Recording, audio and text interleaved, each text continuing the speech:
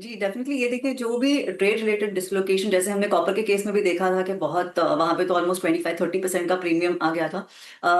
Similarly यहाँ पे भी देखिए जो नी जर्क रिएक्शन है वही यही है कि एज जिस तरह से जैसे ही प्राइजेस, जैसे ये न्यूज आई है tariff related, which was very unexpected, because COMEX में भी कॉपर के केस में भी हमने देखा था कि न्यूज आने के बाद जो इमीडिएट रिएक्शन था was very positive for COMEX prices, whereas हमने एलएमई पे कोई खास रिएक्शन देखा नहीं था। सिमिलरली हम यहाँ पे भी वही चीज एक्सपेक्ट करके चल सकते हैं कि स्पॉट थोड़ा सा इसको रिएक्ट नहीं करेगा, वाइल कॉमिक्स में और अगर इस पे जैसे अभी हम डिस्कस कर रहे थे कि कोई क्लैरिटी अगर नहीं आती है आगे आने वाले समय में, and if these tariffs hold, then ये प्रीमियम और बढ़ने की संभावना है। तो ये trade tariff related dislocation definitely रहेंगे। And other than this also, अगर हम दूसरे फैक्टर्स को भी कंसिडर करें तो गोल्ड के लिए काफी पॉजिटिव ही है, बिकॉज ओवरऑल जो डेटा भी यूएस से आ रहा है, इट इज ऑल इंडिकेटिंग कि स्टैगफ्लेशन कंसर्न्स अभी बन रहे हैं, बिकॉज जो अभी तक सॉलिड लेबर डेटा हम देख रहे थे, ग्रोथ पॉजिटिव दिख रहा था। इन एक ही कंसर्न था इन्फ्लेशन, बट अभी जो रीसेंट डेटा आया है लेबर का, स्पेशली जो रीसेंट एनएफपी फिगर्स आए हैं, उन्होंने इंडिकेट किया है कि ओवरऑल लास्ट 3 मंथ्स का ही डेटा बहुत ज्यादा डाउनवर्ड रिविजन हमने देखा है, विच इंडिकेट्स कि there is softening in the labour markets at a time जहां पे इन्फ्लेशन स्टिकी है। ग्रोथ रिलेटेड कंसर्न्स भी बने हुए हैं, बिकॉज एज टैरिफ सीप इन, डेफिनेटली ग्रोथ पे एक अच्छा बहुत नेगेटिव इम्पैक्ट आ सकता है। So I think all of this is building a very positive tone for gold prices going forward. अगर ये टैरिफ रिलेटेड अनस्टेबिलिटी भी रहती है, अगर टैरिफ होल्ड भी करते हैं, डेफिनेटली ये भी एक पॉजिटिव फैक्टर रहेगा। उसके साथ ही साथ देखिए, जैसे हमने जब से गोल्ड की रैली स्टार्ट हुई है, there is one thing that has been there, which is central bank buying. अभी भी हम देखें, डेफिनेटली पेस स्लो हुआ है सेंट्रल बैंक्स का बाय करने का, but they are still purchasing gold even at such high rates, which indicates के ये जो रैली है, जो अपटिक है गोल्ड में, जो पॉजिटिव ट्रेंड है, is there to sustain in the coming months.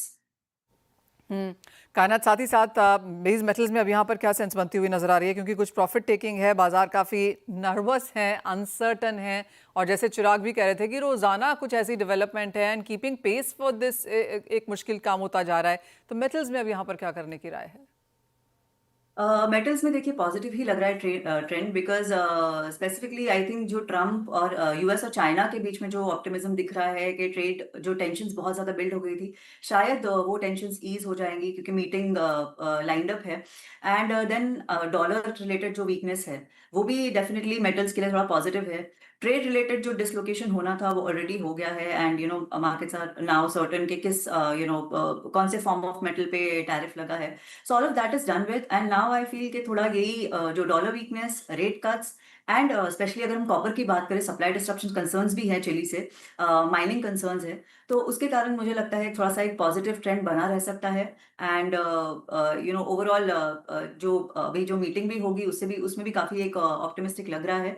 Although जो चाइना का पॉलिट ब्यूरो था, उसमें कोई खास बड़ी कोई डेवलपमेंट या कोई बड़ा स्टिमुलस उन्होंने अनाउंस नहीं किया है, डिस्प्लाइट डिफ्लेशनरी कंसर्न्स।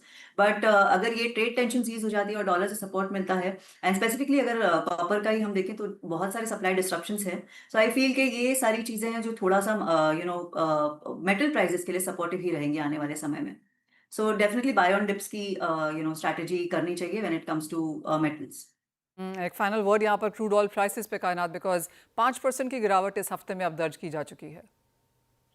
क्रूड ऑयल में देखिए अभी तक हम जो overall start of the year से एक थोड़ा सा एक ओवर सप्लाई रिलेटेड कंसर्न था, जब से ओपेक ने अपना जो आउटपुट हाइक स्टार्ट किया है, तब से ओवर सप्लाई कंसर्न्स बिल्ड हो रहे थे। But as soon as summer demand का टाइम जब से जून से आया है, तब से हमने देखा है कि प्राइसेस में एक अपटिक था। आप अगर प्रॉम्प्ट स्प्रेड्स भी देखें तो उसमें भी बैकवर्डेशन काफी था, $1.5 प्लस था। बट अभी अगर हम देखें तो वापस से वो जो, बिकॉज अभी समर डिमांड का भी we are at the lag end of it, अगस्त एंड सितंबर मैक्स टू मैक्स। एंड उसके साथ अभी ओपेक ने ऑलरेडी अपना जो 2.2 मिलियन बैरल्स का उनका अनवाइंडिंग था वो पूरी तरह से कर दिया है, वो भी 1 ईयर अहेड ऑफ शेड्यूल। सो ये सारी चीजें हैं जो इंडिकेट कर रही है कि आगे आने वाले समय में सॉफ्टर डिमांड है, सप्लाई ऑलरेडी ग्लट है।